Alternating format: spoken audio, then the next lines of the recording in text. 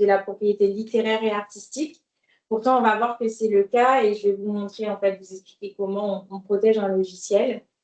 De l'autre côté, vous avez donc la propriété industrielle qui, elle, va concerner donc, tout ce qui est marque, brevet, dessin et modèle, en gros. Hein. Après, vous avez d'autres choses, le secret des affaires, le savoir-faire, les bases de données qui sont aussi protégeables via d'autres moyens. Et en fait, la principale distinction entre les deux, ça va être que d'un côté, la propriété littéraire et artistique, il n'y a pas de formalité de dépôt pour avoir des droits d'auteur. Par exemple, là, tout de suite, vous prenez une feuille, un papier, vous écrivez un poème. Il y a peut-être des Baudelaire ou des Saint-Jean-Perse parmi vous, vous écrivez et directement, vous avez des droits d'auteur. Il n'y a pas besoin de déposer quelque part. En fait, ça va plus être une question de preuve. Vous avez des sociétés du type SACEM ou les SACD, etc., qui vont vous permettre d'avoir des preuves de la paternité de l'œuvre. Mais vous n'avez pas besoin, en fait, de titre pour avoir des droits d'auteur. Donc, pareil pour le logiciel. Une fois que le logiciel est créé, vous n'avez pas besoin forcément d'avoir un titre dessus. Mais par contre, pour la propriété industrielle, maintenant, vous avez la nécessité de déposer une demande pour obtenir un titre. Donc, c'est ce qu'on va voir au sein de cette heure. Je vais vous expliquer en fait comment identifier les différents droits de propriété intellectuelle que vous pouvez avoir au sein de vos entreprises et comment les protéger, comment les reconnaître.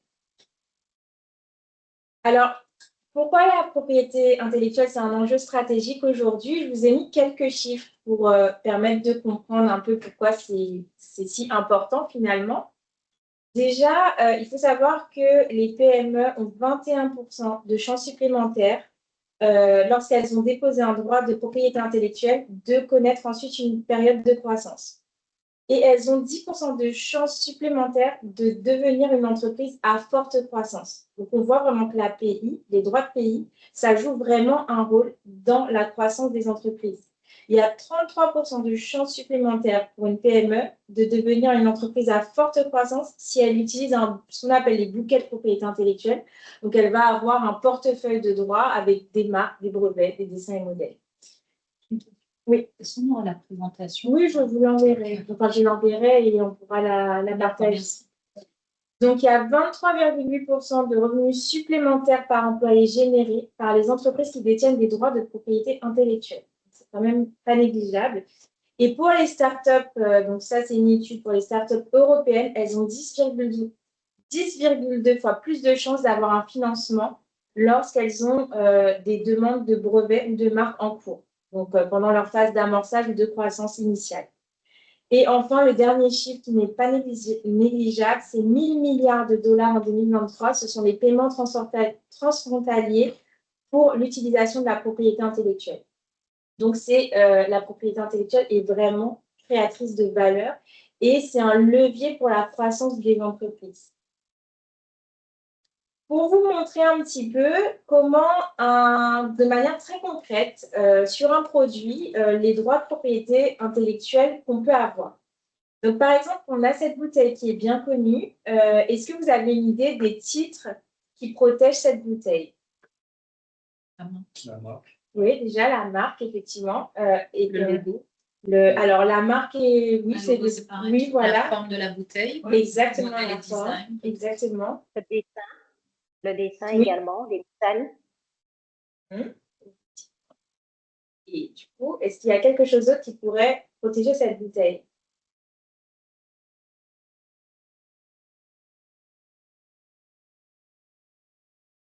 Alors, la recette, non. Alors, la couleur, oui, c'est dans le dépôt de marque. Hein.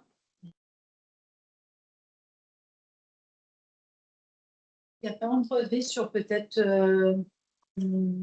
l'utilisation, peut-être la forme justement de la bouteille qui fait qu'elle est différente des autres et ils ont protégé la forme. Alors, on y est presque. Alors, effectivement, sur cette bouteille, il y a une marque, comme vous l'avez dit. C'est la marque Evian qui a été déposée. C'est celle-ci. Ça c'est le formulaire de marque. Donc, ils ont plusieurs marques. Hein, Evian, ils en ont plein. Donc, en voici une. Il y a également un dessin et modèle. Effectivement, le dessin et modèle, on le verra, ça permet de protéger le design de la bouteille. Donc, vous avez un design sur la bouteille avec des montagnes en relief qu'on voit au-dessus. Donc, on protège en fait ce design-là. Donc, voilà, ce design de bouteille. Ça, c'est le dépôt de dessin et modèle. Et effectivement, on a un brevet. Alors, le brevet, c'est pas tant sur la forme, parce que la forme va être déposée sur le dessin et modèle. Par contre, vous avez quelque chose qui est utilisé maintenant par toutes les autres marques de bouteilles, enfin toutes les autres. Voilà. C'est le système de préhension. Vous voyez, il y a des stries qui permettent de plier la bouteille et de la jeter à la poubelle. Et donc, en fait, ça, c'est un brevet déposé. Et voilà, donc c'est une bouteille en matière plastique présentant une portion de préhension. Donc, ce sont ces stries, on les voit maintenant aujourd'hui sur toutes les bouteilles. Donc, si on les voit sur toutes les bouteilles et que c'est Evian qui a déposé le brevet, ça signifie que toutes les autres marques, donc tant que le brevet n'est pas tombé dans le domaine public, doivent payer des redevances à Evian pour utiliser ce système. Donc, on voit qu'à partir d'un simple produit, une entreprise, non seulement elle a une marque, non seulement elle peut avoir un dessin et modèle, donc ça va lui permettre de protéger finalement son produit, son design, sa marque, les investissements qu'elle a dans sa communication, sa publicité, etc. Mais également, elle va pouvoir générer des revenus parce qu'elle a développé une invention qu'elle va pouvoir commercialiser et vendre à d'autres qui seront aussi intéressés et donc du coup qui vont lui payer des redevances dessus.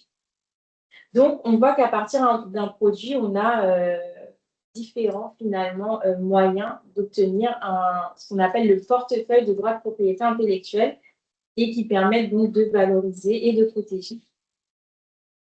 Donc maintenant, on va, alors je vous ai montré déjà ça, donc la marque, le design. Alors, je vois une question, peut-on déposer un brevet pour une méthodologie? On va y venir, mais les méthodes ne sont pas protégeables en tant que telles. Par contre, on va venir sur les brevets et je vais vous expliquer ce qui est brevetable et ce qui ne l'est pas. Donc d'abord, je commence avec le droit d'auteur pour vous expliquer ce qu'est le droit d'auteur, ce qu'est une œuvre protégeable et quels sont les droits qu'on peut obtenir. Donc le droit d'auteur, c'est, comme je vous ai dit au début, à partir du moment que vous effectuez une création, ce qu'on va appeler une œuvre de l'esprit, c'est comme ça que c'est appelé dans le code, en fait, vous bénéficiez de droits d'auteur du seul fait de la création. Et les critères, en fait, pour obtenir des droits d'auteur, il faut que l'œuvre soit originale. Et l'originalité, elle est définie. Donc, ça, ce sont des notions qui sont définies par les juges et qui sont communément donc admises. Il faut que ça porte l'empreinte de la personnalité de son auteur. Donc, en fait, on va identifier un effort créatif et la création intellectuelle. Et à partir de ce moment-là, vous pouvez bénéficier donc de droits d'auteur. Donc, là, c'est toutes les œuvres qui peuvent être protégées donc par le droit d'auteur, donc ce qu'on appelle les œuvres de l'esprit. Vous en avez plein et la liste n'est pas exhaustive. Donc, le plus évident, tout ce qui est livres, les films, les pièces de théâtre, les chorégraphies, les compositions musicales. Mais le code aussi prévoit, donc c'est écrit vraiment dans le code de la propriété intellectuelle, que les logiciels sont protégés par le droit d'auteur. Et ça, j'insiste dessus parce que c'est souvent la question qui se pose de savoir est-ce que le logiciel, on ne pourrait pas plutôt le breveter, puisque ça semble pas forcément très logique que le logiciel soit protégé comme une œuvre de l'esprit et on a plutôt tendance à penser que ce serait quelque chose qu'on pourrait breveter. Donc, ça peut, sous certaines conditions, faire l'objet d'un brevet, mais sinon, ça appartient vraiment au domaine du droit d'auteur. Donc, quand vous avez des droits d'auteur, ça vous donne deux types de droits principaux, des droits patrimoniaux et des droits moraux. Donc, les droits patrimoniaux, pour faire simple, c'est tout ce qui concerne les droits d'exploitation. Donc, ça, c'est valable pendant toute la vie de l'auteur et 70 ans après la mort. Et le droit moral, ça va être le droit à la paternité, au respect du nom, le droit de respecter l'œuvre et tout ça, en fait, ça a une durée, il n'y a pas de limite, en fait. Les droits moraux, sont illimités. Donc ça, ce sont des droits que vous allez pouvoir après concéder sous forme de licence. Par exemple, si vous avez un logiciel, vous pouvez après concéder une licence sur les droits patrimoniaux. Donc appliqué au logiciel, vous pouvez céder le droit de copier le logiciel, mais vous développez votre logiciel, donc vous avez des droits d'auteur, vous faites une licence et vous pouvez autoriser la copie, vous pouvez vendre le logiciel, vous pouvez le louer. Bon, en fait, on le fait tous les jours en utilisant Adobe, etc. Enfin bref, on le fait tous les jours. Et en fait, tout ça, c'est dans le cadre de licence. Quand vous installez un nouveau logiciel, c'est tout ce que vous ne lisez pas. Vous cliquez sur accepter sans lire, en fait, c'est ça.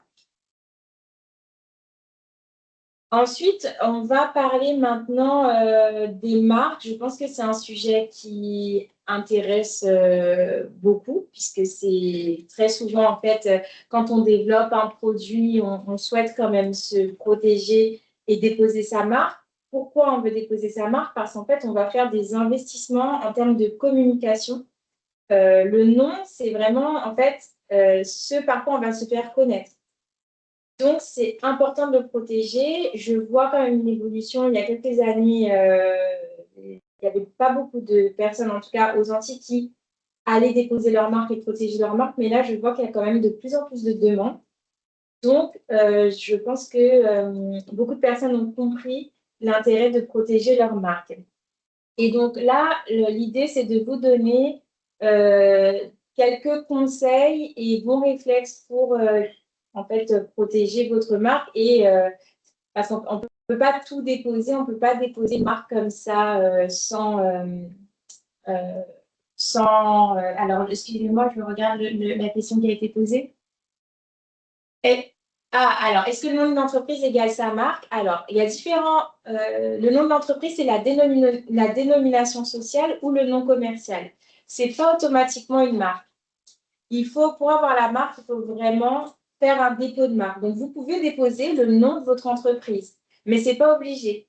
Vous avez par exemple le groupe Inditex qui détient donc plusieurs marques. Inditex, c'est le nom, la dénomination sociale. Et Inditex détient Zara, Stradivarius, Bershka.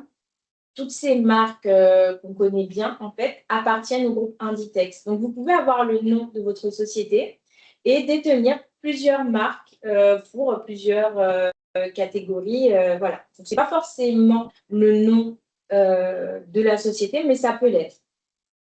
Et donc, la marque, c'est ce qui va vous permettre donc d'identifier vos produits et services par rapport à ceux de vos concurrents. Donc, la protéger, c'est stratégique parce qu'en fait, si vous ne protégez pas votre marque, vous avez des risques que des concurrents s'approprient ce signe ou décident de déposer un signe similaire et ce sera plus compliqué après pour vous de le défendre. Donc, les conditions de dépôt de la marque, il faut que la marque, alors on va déjà ensuite. Déjà, les marques, un point fondamental à savoir, c'est qu'elle est protégée uniquement pour les produits et services pour lesquels elle est enregistrée. Donc, quand vous faites un dépôt de marque, c'est très important de bien identifier les produits et services pour lesquels vous souhaitez enregistrer votre marque. Parce que vous ne pourrez pas vous opposer à des personnes qui auront le même nom, mais dans des secteurs différents. Donc, je vous ai mis un exemple. Vous avez Montblanc pour des stylos et Montblanc pour des crèmes dessert. C'est le même nom de marque, mais ce sont des secteurs différents. Donc, ces marques peuvent coexister. Il y a quelques exceptions concernant les marques notoires et les marques de renommée. Mais voilà, pas forcément rentrer dans ce détail, mais effectivement, plus une marque est renommée, par exemple Coca-Cola, plus elle bénéficie d'une protection qui est élargie. La marque, elle doit être distinctive. Alors ça, c'est une erreur que je vois assez souvent. Quand vous voulez déposer une marque, il ne faut pas que la marque soit la description de ce que vous voulez déposer. Alors, je vois une autre question. Est-ce qu'il faut juste afficher le chat? Merci. Est-ce que déposer son logo peut être une alternative au dépôt de marque? Alors, en fait, la marque, vous pouvez déposer une marque verbale, donc c'est-à-dire juste le nom de l'entreprise, mais vous pouvez déposer aussi une marque avec le logo. Donc, vous pouvez déposer, le dépôt du logo sera le dépôt de marque. Après, vous pouvez déposer aussi un dessin et modèle, mais je ne recommande pas forcément de déposer son logo à titre de dessin et modèle parce que c'est pas c'est pas vraiment le même objectif. Mais si vous avez votre logo, vous avez votre marque, etc., il faut plutôt le déposer à titre de marque. Et en fait, ça s'appellera une marque figurative. Et également, quand vous avez un logo, un petit réflexe à avoir, c'est si vous faites appel à un graphiste, il faut que le graphiste vous cède les droits d'auteur sur le logo aussi. Parce que ce n'est pas toujours le cas, mais en fait, s'il ne le fait pas, ça reste quand même son logo. Donc, oui. Du coup, c'est-à-dire que si on vend, si on fait un logo pour quelqu'un, je veux dire qu'on l'a fait, mais il n'y a pas eu. C'est quelqu'un qu'on connaît, entre guillemets. On lui fait un logo. Le logo, il appartient après toujours à celui qui l'a fait ou à celui qui. Il appartient. Alors, du moment qu'il n'y a pas de cession de droit d'auteur, oui. S'il n'a pas cédé ses droits d'auteur, il appartient à celui qui l'a fait. D'accord. Donc, en fait, normalement, les graphistes, ils mettent quand même une cession de droit d'auteur. Oui. Voilà. Bon, après, parfois, c'est implicite, c'est-à-dire que vu que c'est souvent rémunéré, le graphiste sait qu'il a cédé ses droits. Mais pour être valable, normalement, il faut que ce soit écrit. La cession des droits d'auteur. Si, par exemple, justement, on a fait une ébauche pour quelqu'un qui n'était pas la version finale, mais du coup, qu'elle utilise, alors que bon, il n'y a rien. Pas le droit de justement de dire, bon, bah, je trouve le logo, sinon. Oui, on a le droit. Après, la question sera toujours la question de la preuve. Prouver que c'est le logo a bien été fait par telle personne. Oui. Voilà. Mais oui, parce que tant qu'il n'y a pas de cession de droit d'auteur, le logo appartient à son auteur. Okay. Et en plus, la cession de droit d'auteur, elle est très encadrée, elle doit être écrite, il doit y avoir des mentions obligatoires qui figurent dessus, sinon c'est une cession qui est nulle. Donc en fait, oui, il faut quand même. Ça pose, en général, c'est rare quand même que des graphistes se retournent autres. En général, ils ont aussi des clauses de cession déjà intégrées, mais en fait, en effet, ils pourraient se retourner. D'accord.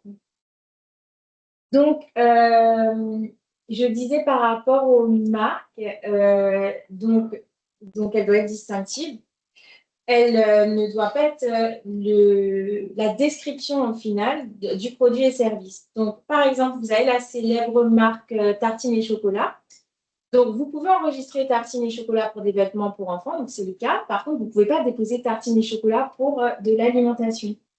Ça, c'est pas possible parce que en fait, c'est descriptif. Même si vous ne vendez pas directement des tartines et chocolat, mais ce ne sera pas forcément accepté par l'INPI. Donc, il faut faire attention. Mais c'est étonnant parce qu'il y a des exemples comme Jouet Club qui vendent des jouets. Alors effectivement, par rapport à ça, Jouet Club dépose souvent avec le graphisme, en fait, avec le logo. Oui, mais c'est quand même distinctif. Effectivement, et en plus de ça, en fait, c'est que la marque, elle va être considérée comme une marque faible. C'est-à-dire que l'INPI va l'accepter parce que elle dit, bon, bah, comme il y a le logo, allez, j'accepte, entre guillemets. Mais en fait, après, bon, maintenant, le club bénéficie d'une certaine notoriété, donc du coup, grâce à ça, peut un peu s'en sortir. Mais en fait, s'il y a des gens qui vont imiter cette marque, les concurrents pourront dire, mais en fait, la marque n'est pas distinctive. Donc, du coup, quand il y a une marque faiblement distinctive, on va regarder plus les différences entre les signes. Donc, en fait, ça fait des marques qui sont finalement ce qu'on appelle faiblement distinctives et donc des marques finalement faibles. Mais aujourd'hui, Jouet Club, ils ont quand même cette notoriété et renommée qui fait qu'effectivement, ils s'en sortent comme ça. Mais si demain, il y a des gens qui déposent, par exemple, peut-être pas Jouet Club, mais je sais pas, qui réutilisent quelque chose d'assez proche. Oui, Jouet Globe, en fait, ça ne pourront pas facilement s'y opposer. Donc, ce n'est pas forcément recommandé de déposer des marques qui sont faiblement distinctives. Alors, la marque, elle doit être licite. Donc, ça veut dire que le signe ne doit pas être trompeur.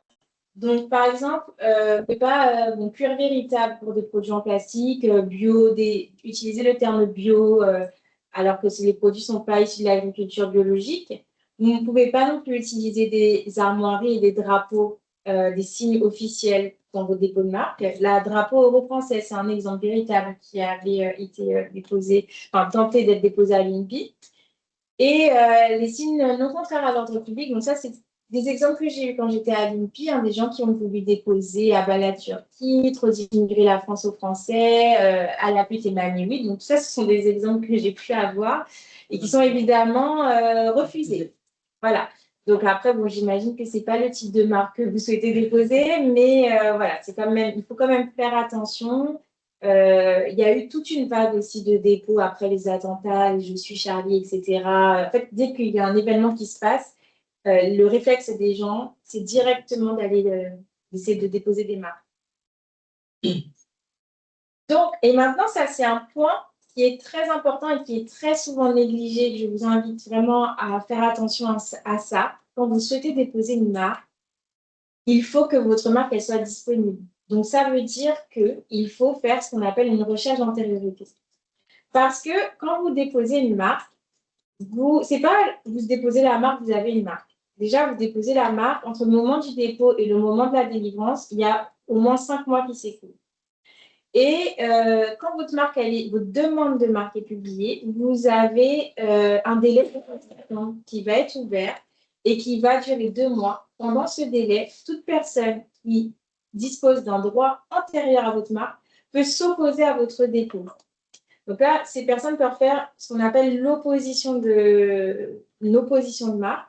Et ça va être des personnes qui ont des dénominations. Ça peut être évidemment des personnes qui ont d'autres marques similaires ou identiques, des personnes qui ont une dénomination sociale, une raison sociale, même un nom de domaine. C'est-à-dire que même vous, si vous avez commencé à exploiter votre activité, vous avez un nom commercial, une dénomination sociale, un nom de domaine, mais vous n'avez pas encore de droit de marque. Vous pouvez, et vous constatez qu'un concurrent dépose une marque très proche de ce que vous exploitez déjà. Eh bien, vous pouvez faire une opposition. Oui. Du coup, pour ça, il faut qu'il y a quelqu'un qui fait ça. Oui. C'est ça. Informer, ça peut se faire des délais courts et on ne sait pas. C'est ça. Alors, il y a le registre national des marques sur lesquels c'est publié. Mais il faut aller le consulter. C'est ça. C'est-à-dire que si on n'a pas cette idée, on ne saura jamais. Mais c'est pour ça que la veille, il faut surveiller ses concurrents. Mais enfin, on va en parler dans le plan plus stratégique après.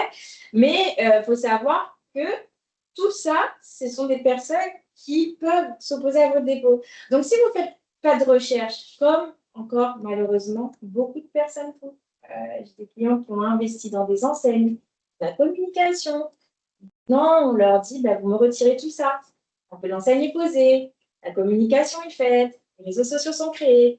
Mais en fait, ils n'ont pas vérifié avant.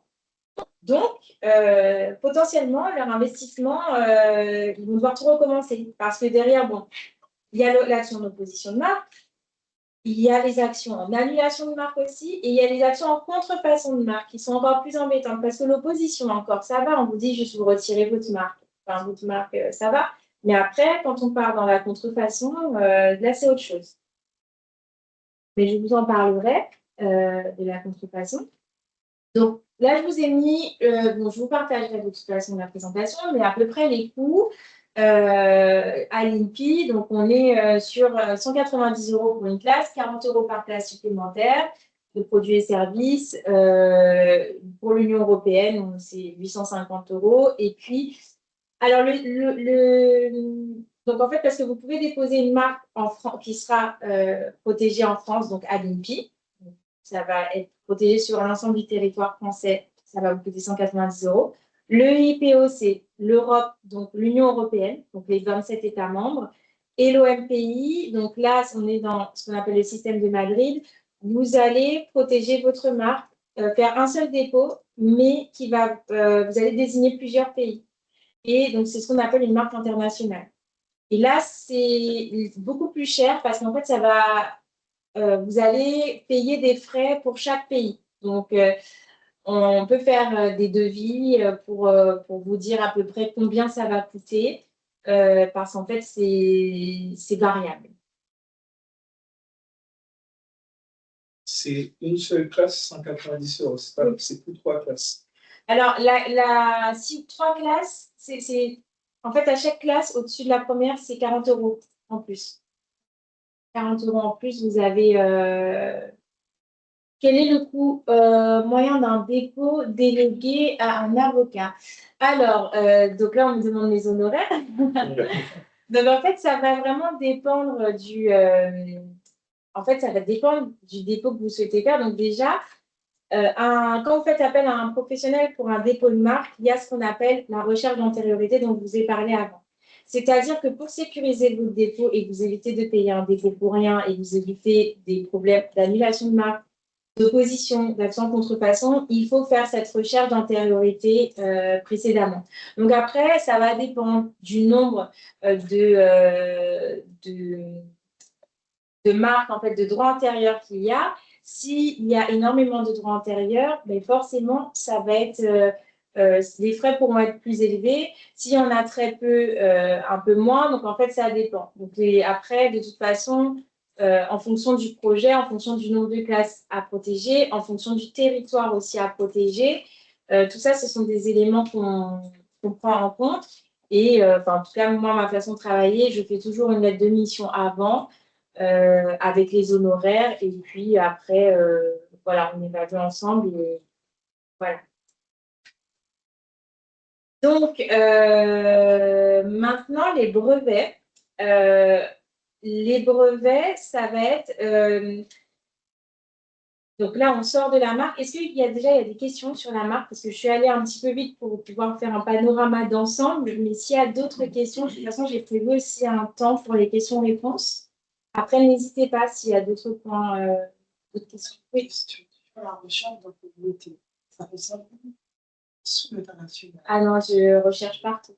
D'accord. Parce qu'en fait, des marques internationales peuvent désigner la France. Et donc, ça veut dire que si on se contente de chercher en France, on peut avoir aussi des mauvaises surprises. Et les marques internationales qui désignent la France, il y a des marques internationales qui désignent l'Union européenne. Qui peuvent venir. Qui utilisent des mots français dans leur marque alors qu'ils sont asiatiques. Et qui peuvent venir s'opposer au dépôt. Il y a également, mais ce n'est pas que ça, hein, il faut surveiller aussi, parce que je vous ai dit, c'est des noms commerciaux, dénominations sociales, les noms de domaine, les enseignes, parfois les droits d'auteur. Il y a tout ça qui doit faire l'objet d'une recherche quand même pour essayer au mieux de limiter le risque. Et puis après, moi, je donne aux clients une analyse des risques et je leur dis, bon, bah voilà, j'identifie tel danger. Est-ce que vous voulez y aller ou vous ne voulez pas y aller? Parfois, le client dit, oui, on y va quand même. Parfois, ils se disent, bon, je vais changer. C'est le moment aussi d'ajuster. Parce que si on voit qu'il y a des marques, par exemple, trop de marques similaires dans tel secteur, pour telle classe de produits et services, on se dit, ah bah tiens, on va peut-être mettre une petite précision dans le libellé, on va peut-être ajouter un mot dans la marque, on va peut-être modifier un peu. C'est le moment de faire ces petites modifications avant d'investir dans la communication et dans plein de choses. Après, si vous avez déjà investi et que voilà, on trouve aussi des moyens pour sauver la marque, parce qu'il y a évidemment des moyens de défense quand vous faites l'objet d'une opposition de marque. Vous pouvez vous défendre avec certains arguments, etc. Après, si vraiment le dépôt de marque s'intéresse, on pourra faire peut-être aussi un avis d'expert que sur la marque si vous voulez, mais parce qu'il y a beaucoup de choses à dire. Alors, si le logo est généré par l'IA, ah voilà, ça c'est les nouvelles questions. Je reprends les droits une fois le logo breveté. Alors déjà, le logo, il ne sera pas breveté, ou si l'entreprise de l'IA peut réclamer. Alors là, il faut lire les conditions générales de l'IA que vous utilisez. Parce qu'en fait, justement, les droits de propriété intellectuelle, la paternité, en fait, elle va... c'est les conditions générales d'OpenAI, Claude, etc. En général, il y a des clauses dedans qui vous disent qui est-ce qui conserve les droits de propriété intellectuelle réellement. Et aussi, avec l'IA, il faut se méfier parce que l'IA réutilisent du contenu qui est protégé parfois. Donc, quand vous faites générer une illustration, ça peut être une contrefaçon du travail d'un illustrateur déjà. Donc ça, ce sont des nouvelles problématiques qui vont se poser de plus en plus, mais il faut savoir qu'il y a des ADSIA qui sont condamnés. Ah, merci. Alors, on va passer aux brevets. Donc, les brevets, c'est important de clarifier ce qu'est un brevet. Juste une question Oui, avant. pas de souci. Pour les marques internationales, sur quel registre on cherche à faire droit à peu près pour la recherche? Alors, c'est le registre du site de l'OMPI, qui est, c'est le WIPO, en tapant, c'est le nom anglais, et en tapant, on a accès à plusieurs registres. Vous avez pour les marques de l'Union européenne le IPO, et vous avez également la base marque de l'INPI, où vous pouvez chercher. Donc ça, ce sont des bases dans lesquelles vous devez chercher, et vous devez chercher pas seulement les signes identiques, mais aussi les signes similaires. Par exemple, vous avez la marque Darty, mais si quelqu'un veut déposer Darcy pour de l'électroménager, ça va être considéré comme similaire. Donc, il ne faut pas se contenter, parce que moi, j'ai beaucoup de clients qui me disent « Mais je ne comprends pas, j'ai cherché, il n'y avait pas. » Oui, il n'y avait pas, mais par contre, votre marque, elle est similaire à une autre. Même si ce n'est pas exactement pareil, c'est similaire. Donc, et les critères d'appréciation de la similarité, ils sont définis par la jurisprudence, etc. Et pareil, on pourra revenir dessus si vous le souhaitez, si ça vous intéresse. Comme ça, je pourrais aussi vous montrer, enfin, vous expliquer comment on considère qu'une marque est similaire. Alors, au niveau des brevets, donc le brevet, ça va conférer donc un monopole d'exploitation sur une invention nouvelle impliquant une activité inventive et susceptible d'application industrielle. Ça, ce sont les critères qui sont posés par le Code de la propriété intellectuelle. Quand je mets CPI, c'est Code de la propriété intellectuelle. Donc, là, je vous ai mis le top 10 des déposants de brevets en 2025. Mon objectif, c'est qu'il y ait des sociétés antillaises dans ce top. J'aimerais bien. J'aimerais beaucoup que les Antilles figurent, comme, voilà, c'est comme je l'avais dit déjà lors d'une réunion ici. La Guadeloupe, c'est une terre de champions, mais la Guadeloupe, ce serait bien que ce soit aussi une terre d'innovation. Donc, qu'on puisse déposer, être dans les top déposants de brevets aussi, parce qu'on a énormément de choses ici. Et malheureusement, je peux vous le dire, beaucoup se font voler leurs innovations. Et c'est très fréquent. Donc, c'est important quand même. Donc, oui. Et du coup, en termes de coût, justement, de dépôt de brevet, ça représente quel budget? J'ai prévu la petite slide sur les coûts. Et puis, il y a aussi des aides également que je vous présente. Alors, donc dans les tops, on a toujours Stellantis, Safran et Renault qui sont dans le top des déposants de brevets en 2025. Voilà. Les secteurs qui déposent le plus, ça va être la mobilité. Vous avez également tout ce qui est numérique et télécom, santé, cosmétique, etc. Donc, maintenant, la question, parce que souvent, on veut breveter tout un tas de choses. Et en fait, alors, oui, mobilité, transport, oui. Parce qu'on a tout ce qui est Airbus, etc. Aussi, voilà, l'automobile, Renault est dedans. Donc, ce qui est brevetable, ce sont les inventions nouvelles impliquant une activité inventive et susceptibles d'implication industrielle. Je vais vous définir ce que c'est précisément après, mais le code exclut des éléments de la brevetabilité, c'est-à-dire qu'on considère que ce ne sont pas des inventions. Tout ce qui est découverte, théorie scientifique, méthode mathématique, le fameux E égale MC2 de Einstein, ce n'est pas brevetable. Les créations esthétiques, parce que bon, ça relève du dessin modèle. Les plans, les principes, il y a une question par rapport aux méthodes. Les méthodes, ce n'est pas protégeable. Les présentations d'informations non plus, et on exclut les programmes d'ordinateur. Donc, ça veut dire qu'on exclut les logiciels. Cependant, c'est possible de breveter le logiciel quand le logiciel fait partie d'une invention. C'est un peu des questions un peu, on va dire, complexes, mais c'est possible, c'est faisable. Et si vous avez un logiciel qui est utilisé et qui fait partie d'une innovation, d'une invention, on peut en discuter pour voir dans quelle mesure on peut breveter. Moi, je travaille avec une ingénieure qui est conseil en propriété industrielle en matière de brevet. Et en fait, cette personne-là, elle permet en fait de travailler sur les aspects vraiment techniques pour voir comment on peut breveter tout ça. Alors, les conditions de validité du brevet, on a la nouveauté. Et là, j'insiste parce qu'en fait, ça, c'est vraiment le piège qui nous empêche de déposer un brevet. En fait, le brevet, il faut absolument qu'il n'ait jamais été divulgué au public avant la date de dépôt. Et en fait, beaucoup de personnes vont s'auto-saboter. Pourquoi? Parce qu'elles ont une invention. Elles vont sur un salon du type Foire de Paris et puis elles vont présenter leur innovation au public. Et bien en fait, c'est terminé. Après ça, s'il y a un concurrent qui a repéré ça, C'est la même chose. bah, bon, déjà, il peut faire la même chose, mais en plus, il peut s'opposer. C'est-à-dire que quand vous allez faire votre demande de brevet, il dit non, non, non, l'invention n'est pas nouvelle parce que regardez, telle date, voilà. C'est déjà arrivé, alors je ne sais plus si c'était Carrefour ou une entreprise de la grande distribution qui avait développé une invention sur une machine, je crois que c'était pour faire de la chair à saucisse. Et en fait, cette machine, elle était exposée dans le rayon boucherie. Donc, en fait, les clients la voyaient. Et quand ils ont voulu déposer le brevet, des concurrents ont dit non.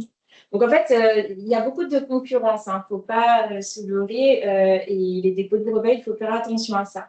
Si vous publiez des choses sur les réseaux sociaux, sur Internet, vous créez un site Internet autour de votre innovation, etc., vous ne pouvez plus déposer de brevet. Donc, la nouveauté, c'est hyper important et c'est pour ça que vous devez aussi faire signer des accords de confidentialité quand vous échangez avec les partenaires ou avec qui que ce soit. Donc, l'activité inventive, ça veut dire que l'invention ne doit pas découler de façon évidente de l'état de la technique. Voilà, en fait, il faut proposer une solution technique qui soit suffisamment, on va dire, originale. Alors, pensez-vous... Alors, j'ai une question juste... mais je ne la vois pas dans le chat. Pardon, est-ce que c'est possible juste de mettre le chat, d'afficher?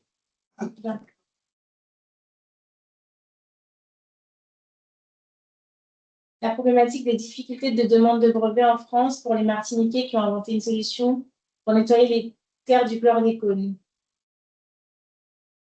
Peut intervenir et sursoir au dépôt du brevet. Alors, je ne sais pas exactement les demandes de brevets qui ont été déposées. Déjà, est-ce que... Alors, pour déposer la demande de brevet, donc il faut respecter les conditions de validité du brevet. Il faut que la demande, elle soit bien rédigée aussi. C'est-à-dire qu'il y a des conditions de formalisme à respecter, notamment dans la description de l'invention, dans les revendications. Et c'est pour ça qu'on fait appel en général à des ingénieurs qui sont conseillers en propriété industrielle brevet, qui vont rédiger la demande de brevet.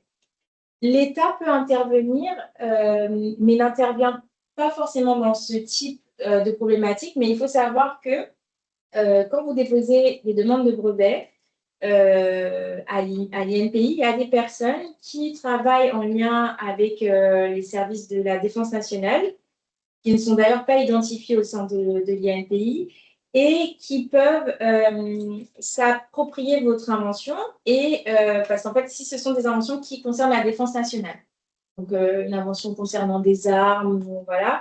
Et là, dans ce cas, l'État va vous indemniser, mais va récupérer l'invention à son profit. Mais c'est dans ce secteur-là très spécifique.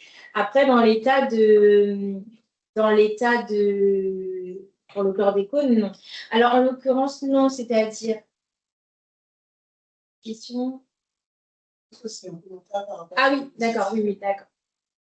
Donc, je vais accélérer un peu quand même.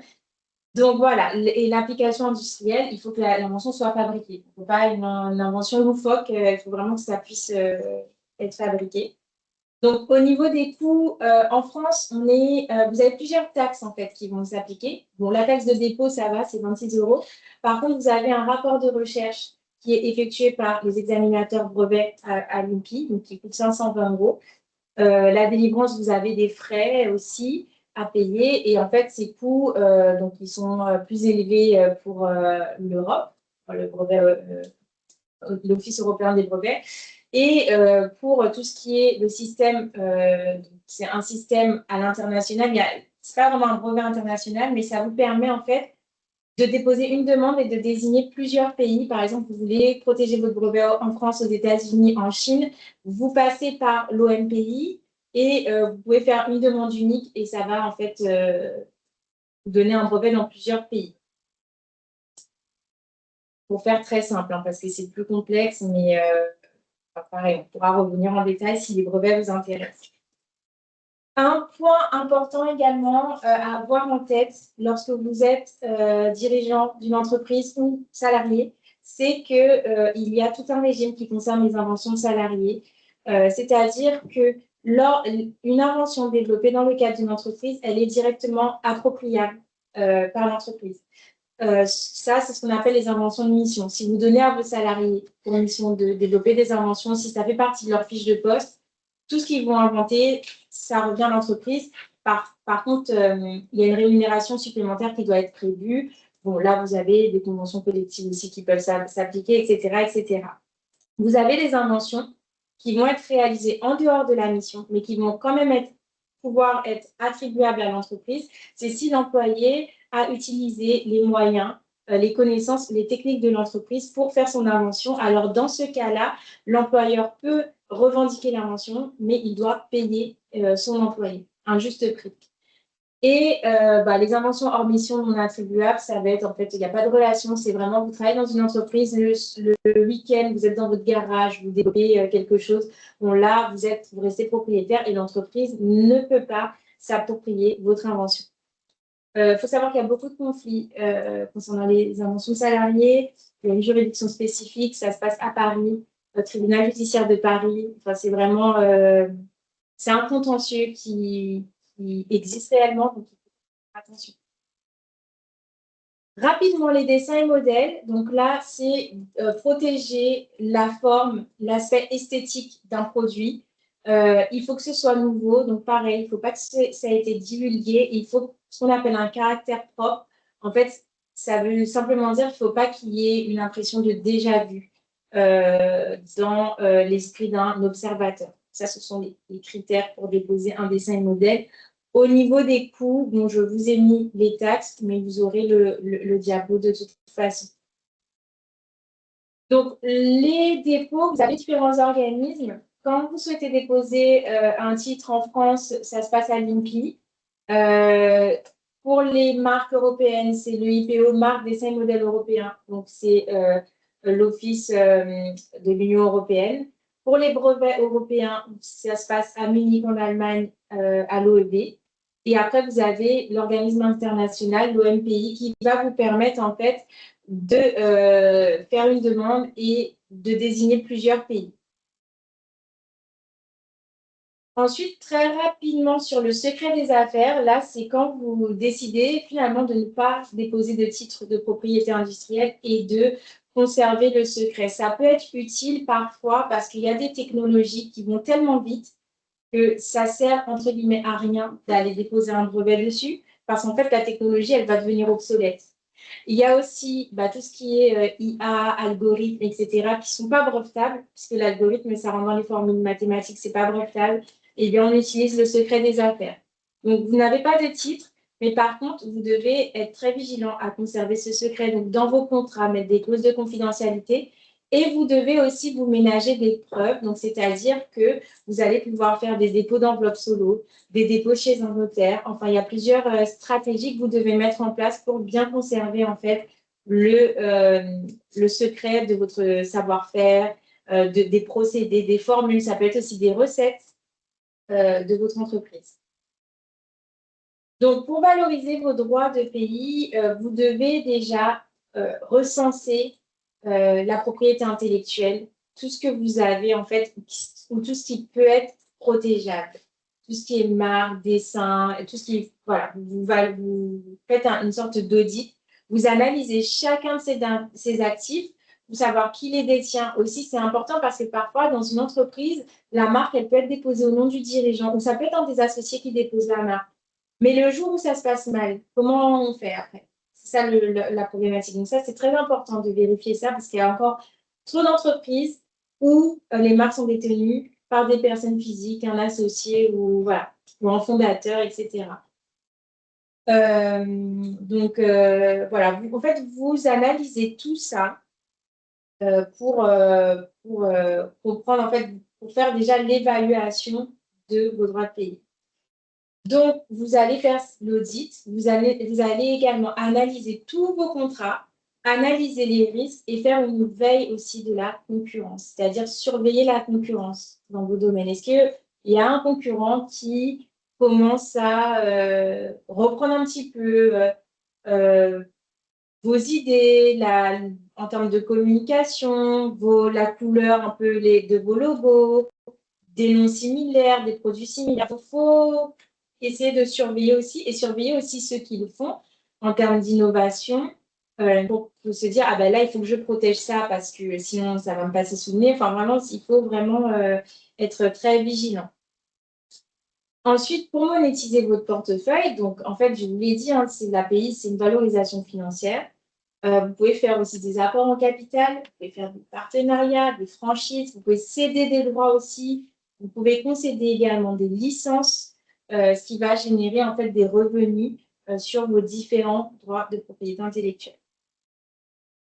Donc, vous regardez, en fait, là, c'est la boucle d'ajustement de l'API aux enjeux et objectifs de l'entreprise. Donc, il faut vraiment établir sa feuille de route et analyser, en fait, vos enjeux en termes de business, les objectifs business de l'entreprise, vos projets d'innovation et, en fait, adapter la propriété intellectuelle à ces enjeux-là.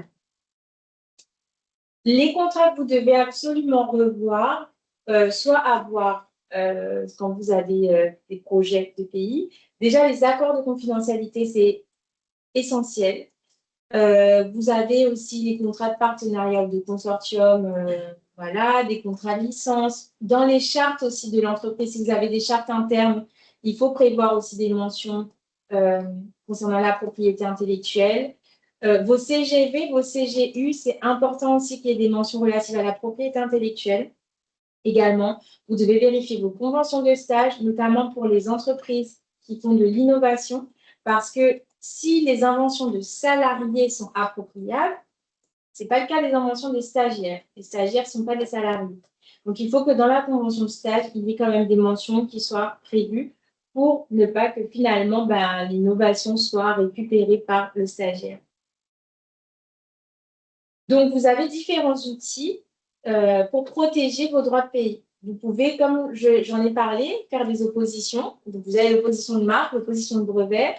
Vous pouvez demander des nullités, nullité de la marque, nullité. Si vous avez raté le coche pour faire opposition, vous pouvez toujours vous rattraper et demander la nullité de la marque par la suite. En disant, oui, mais moi, j'ai une dénomination sociale que j'utilise et je viens de voir qu'il y a une marque déposée, donc je demande l'annulation de la marque. Alors, qui peut faire une évaluation finale? Alors, est-ce qu'on peut juste approcher le chat, afficher, pardon. Alors, pour faire l'évaluation financière, il y a des normes ISO, il y a des entreprises qui sont spécialisées justement dans ça. Il y a certains experts comptables aussi qui valorisent. Et en fait, ça, c'est l'aspect vraiment purement finance. Donc, moi, j'ai des contacts d'entreprises qui le font, qui font des diagnostics en fait et qui évaluent le coût de la marque, le coût du brevet, etc., etc. Donc, ça se fait effectivement, ça peut se faire. Voilà, vous avez tout un tas d'actions qui vous permettent de vous protéger. Vous pouvez utiliser, quand vous n'avez pas de droit de payer encore déposé, la concurrence déloyale, les actions en parasitisme en concurrence déloyale. La contrefaçon, c'est une action très puissante parce qu'avec la contrefaçon, vous pouvez avoir accès à certains outils très puissants tels que la saisie contrefaçon. La saisie contrefaçon, vous pouvez carrément aller faire des sortes de perquisitions chez vos concurrents et récupérer toutes les informations dont vous avez besoin. Et c'est pour ça que, d'ailleurs, les saisies contrefaçon sont parfois utilisées de manière abusive par certains concurrents pour prendre le maximum d'informations sur d'autres concurrents. Ça se fait aussi. Et donc, c'est évidemment sanctionnable au terme de l'abus de droit. Mais là, il faut réagir vite. Si vous êtes confronté à une saisie contrefaçon, il faut faire vite parce que parfois, ça peut être aussi un concurrent qui veut s'approprier certaines informations. Je vois qu'il y a d'autres questions. Alors voilà, bah, justement, on va passer aux questions-réponses. J'espère ne pas avoir été trop rapide. Ceux qui sont dans le chat, pour cette partie Q&A, vous pouvez allumer vos micros si vous le souhaitez.